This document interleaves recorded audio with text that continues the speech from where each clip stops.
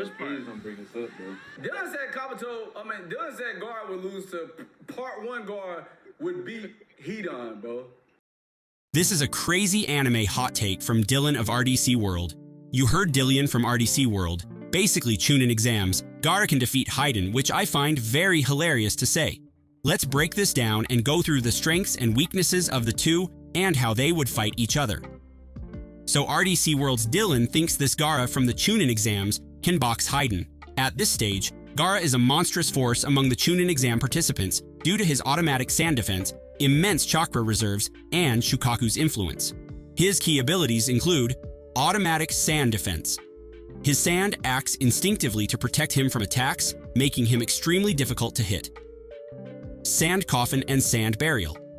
These techniques allow him to crush his enemies with extreme force. Sand armor, a secondary layer of defense that hardens around his body.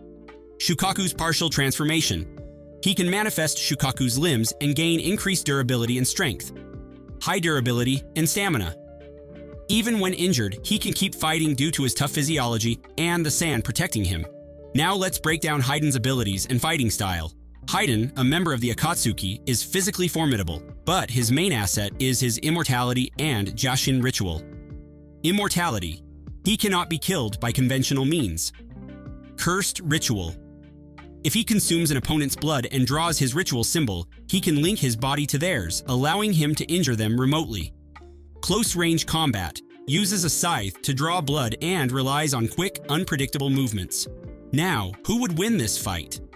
Gaara's advantages in this fight would be no direct blood exposure. Gaara fights from a distance using sand, meaning Hidan would struggle to get his blood.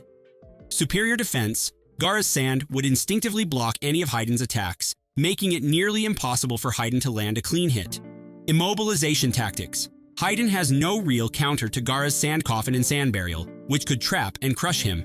No way to escape. Large-scale attacks. Gaara could encase Hidan in sand and leave him buried underground indefinitely. Now Hidan's only possible win condition in this fight that I see is, if Hidan somehow gets Gaara's blood, he could activate his ritual and kill him. However, considering Gaara's long-range combat style and automatic sand defense, this scenario is highly unlikely.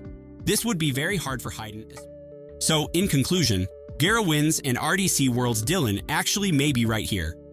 Even though Hidan is immortal, immortality doesn't mean invincibility. Gaara could crush, bury, or restrain Hidan indefinitely, effectively neutralizing him. Chunin Exams. Gaara is powerful enough to outmatch Hidan's simplistic fighting style. While Gaara might struggle if Hidan were faster, his sand defense and crushing techniques make it nearly impossible for Hidan to win.